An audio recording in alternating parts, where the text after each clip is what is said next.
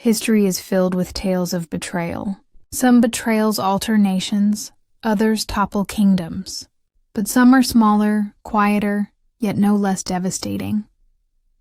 They happen not in palaces or on battlefields, but within the fragile walls of family homes. This is one such story. A woman who believed she had everything. A loyal husband, a devoted sister, a family built on love, discovered the bitter truth on the very night she was weakest. While illness confined her to bed, her sister and her husband crossed a line that could never be undone. This is not just a story of one household. It is a study in human weakness, in temptation, in the breaking of sacred vows. And like all history, it carries lessons. Lessons about trust, vulnerability, and the danger of blind faith. In this training-style account, we will trace the story in chapters, from background to betrayal, from confrontation to aftermath. And through each stage, we will extract the timeless lesson that betrayal is not a sudden storm. It is a slow erosion, disguised as love, cloaked in care, until the truth crashes like thunder. Every betrayal begins with trust, and trust, for our subject, was never in doubt. The woman at the center of this account, we will call her Maya, lived a life that from the outside seemed enviable. She had married a man named Daniel, steady and charming. He was the kind of husband who made people believe in fairy tales, attentive, reliable, the very picture of a good man. Beside her, in nearly every photograph, was her younger sister Claire. Their bond was legendary in the family, two sisters inseparable since childhood. They shared clothes, secrets, laughter. When Maya married Daniel, Claire was her maid of honor, the one who fixed her veil and whispered before the ceremony, "You found your forever." In every great betrayal, history shows us the betrayer must first earn complete trust. Claire had that trust. Maya believed in her sister as much as she believed in her husband. To suspect either of them was unthinkable. Maya's parents often joked that Claire was like a second daughter-in-law even before marriage. She was always welcome in the home, always present, and Daniel welcomed her too. Their conversations were light, filled with laughter. To Maya, it was proof of harmony, but history reminds us, what looks like harmony can sometimes be the disguise of desire. Looking back, Maya would recall subtle moments that hinted at the truth. Daniel's eyes lingering a moment too long on Claire. Claire's laughter bubbling a little too brightly at his jokes. But hindsight is cruel. At the time, those moments felt harmless. We often dismiss early warnings because they seem too small to matter. And yet, in historical analysis, it is those very small cracks that predict the collapse of empires and families. Historians and psychologists alike note that betrayal rarely comes from strangers. It comes from those closest. Why? Because closeness provides opportunity. It fosters intimacy, unguarded moments, secrets shared in confidence. For Maya, her illness had not yet struck. Her marriage appeared steady, her sister devoted. She was living what she believed was the best chapter of her life. But history would record otherwise, because betrayal was already forming, quietly, invisibly, like a storm building on the horizon. In this first stage of the story, the lesson is clear. Trust is both the foundation and the weapon. Without trust, betrayal cannot happen. And the cruelest betrayals in history always begin with the people we least expect. History teaches us that betrayal often chooses its moment carefully. It does not strike when the victim is strong, watchful, or prepared. Instead, it waits for weakness. It waits for illness. It waits for nights when the defenses are down. That is exactly what happened here. Maya's life seemed steady, but sickness crept in quietly. What began as fatigue soon became fever. Her body weakened, her strength drained. Days that once held joy now blurred into nights of restlessness. Daniel, her husband, appeared attentive at first. He brought her medicine, adjusted her blankets, whispered for her to rest.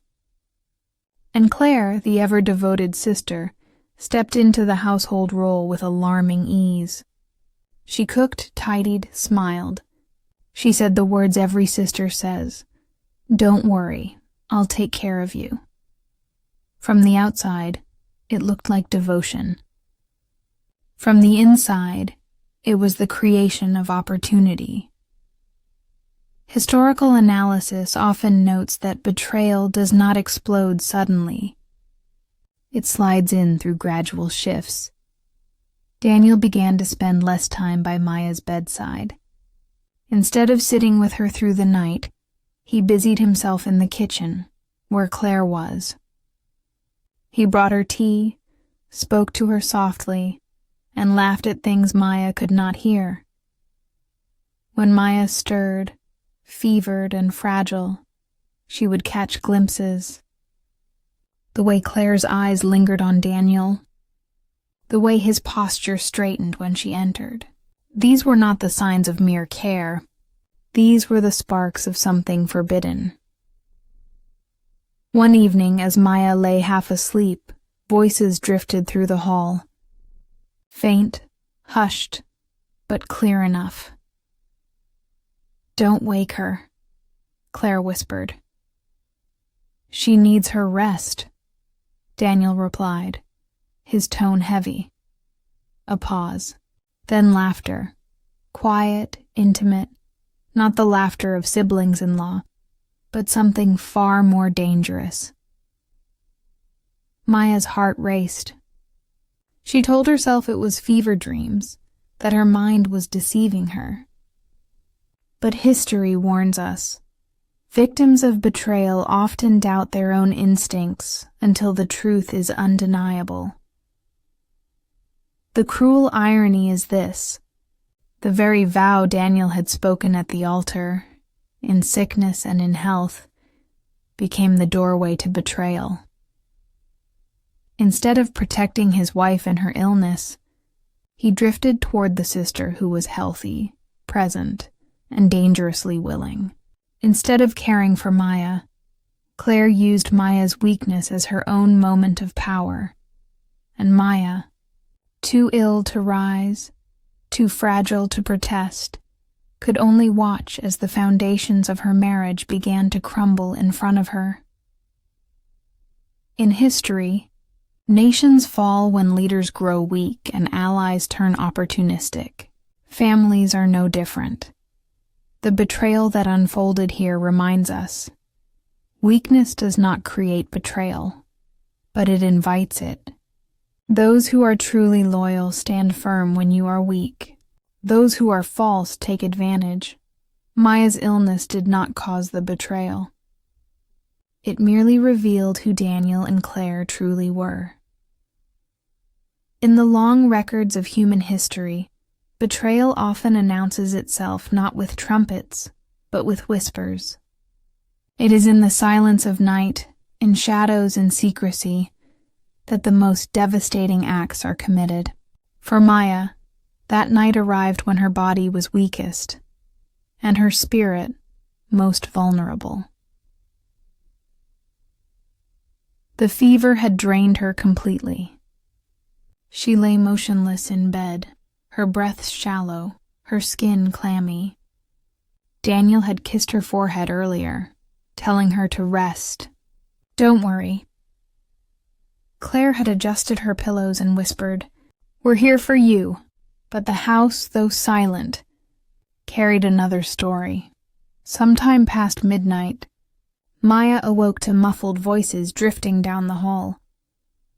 At first, she thought it was her imagination, hallucinations brought on by fever. But the words sharpened, Daniel's voice. "We can't keep this inside forever." Claire's voice trembling. "She's my sister." "This is wrong, Daniel." "Then why can't I stop thinking about you?" Maya's pulse thundered in her ears. Every word was a dagger. Through the crack of the bedroom door, she saw their silhouettes. Daniel leaning close, Claire trembling but not resisting.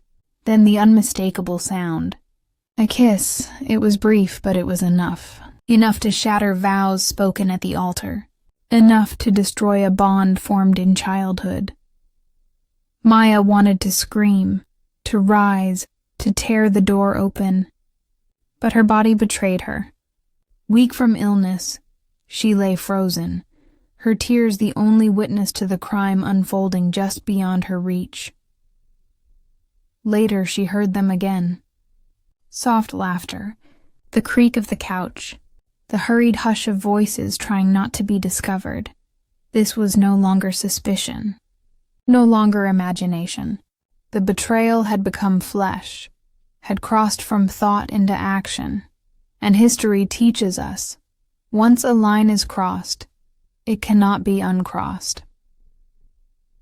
Across time we see the same pattern. Empires crumble not from enemies outside, but from corruption within.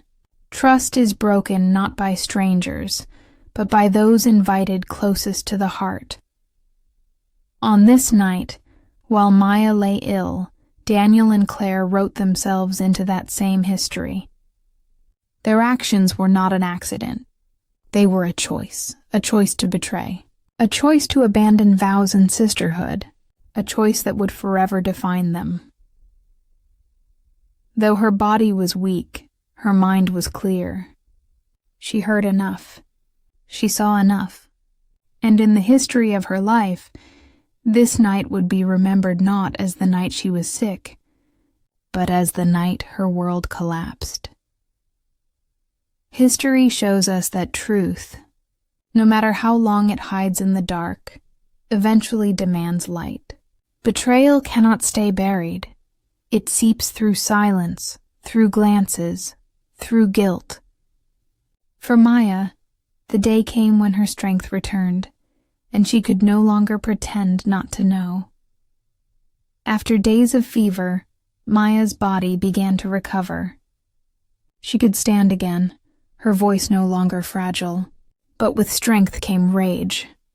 Rage at what she had heard, what she had seen, what she had endured in silence. The moment she stepped into the kitchen one morning, the stage for confrontation was set. Daniel sat at the table, sipping coffee, his face weary but composed. Claire stood at the stove, flipping pancakes as if nothing had happened. When their eyes met hers, both stiffened. In that silence lay the weight of guilt. Maya did not sit. She did not smile. She looked directly at them and spoke the words that broke the room apart. "I know what you did." The clatter of the spatula hitting the floor echoed like thunder. Daniel froze, his knuckles whitening around his cup. Claire's lips parted, trembling. "I heard you," Maya continued, her voice sharp, steady. "I saw you. The night I was sick, you chose each other over me. My husband, my sister. Both of you." Claire collapsed into a chair, tears spilling. "Maya, please, don't," Maya snapped. "Don't tell me it was an accident. Don't tell me it was nothing. I heard your voices. I saw the kiss." Daniel buried his face in his hands. "I didn't mean for this to happen." Maya's laughter was bitter, hollow. "You didn't mean it? You kissed her while I lay in bed. You whispered love while I was fighting fever. That was no accident," Claire sobbed. "I love him, Maya. I didn't want to, but I do." Her words struck like knives. To call betrayal love was the cruelest wound. Daniel finally looked up, his eyes bloodshot. "I love you, Maya, but I feel something for her too." Those words sealed it. There was no repair, no forgiveness. At that moment, their mother entered, carrying groceries. She sensed the tension instantly. "What is happening here?" she asked. Maya turned to her, tears brimming.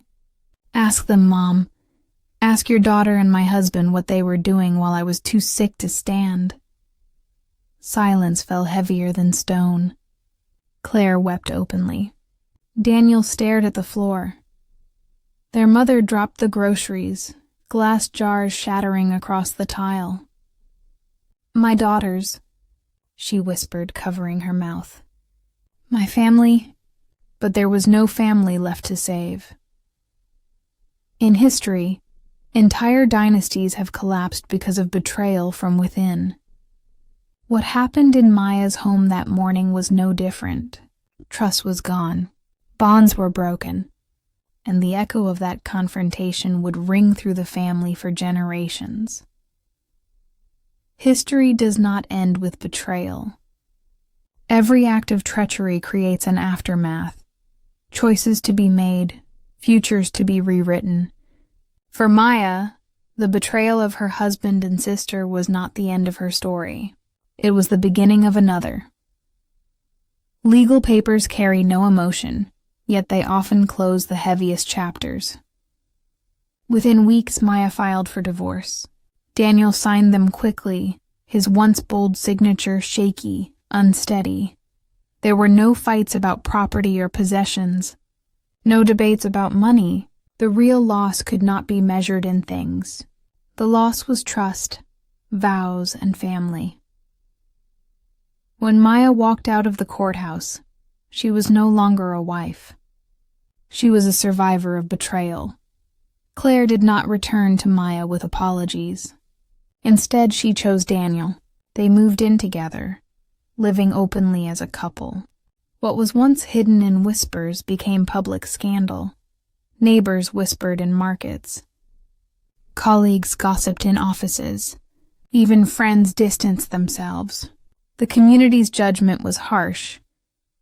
But Claire and Daniel clung to each other as if their shared guilt was their only bond. History notes: often, those who betray cling tightly, not because of love, but because they fear standing alone in their shame. The wound reached deeper than Maya. Her mother, caught between two daughters, bore a grief beyond words. To one daughter, she offered comfort and loyalty. To the other, she offered only silence. "You broke your sister," she told Claire once. "And in doing so, you broke me too."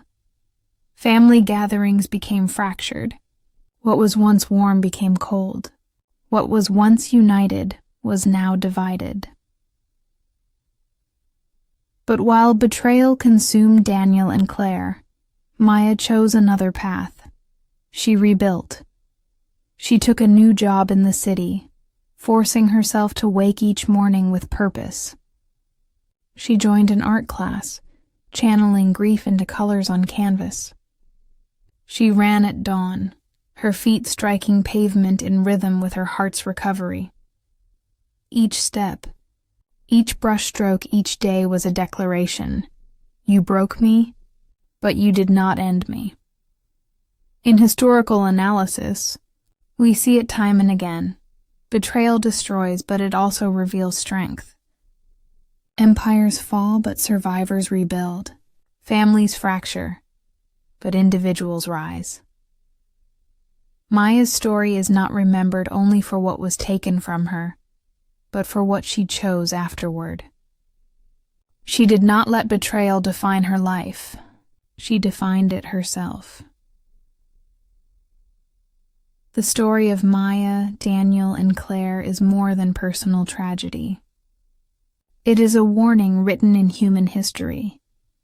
Betrayal does not come from strangers. It comes from those we trust most, And the measure of a person is not whether they are betrayed, it is how they rise after the fall. So, when we look back at this chapter, what do we learn? That sickness does not excuse betrayal. That family is not always loyalty. That vows are not always kept. But most of all, we learn that survival is possible. Maya's husband may have been stolen. Her sister may have betrayed her. But her future, her strength, her story, remained her own. And that is how history remembers her. Not as the woman broken by betrayal, but as the woman who walked away stronger.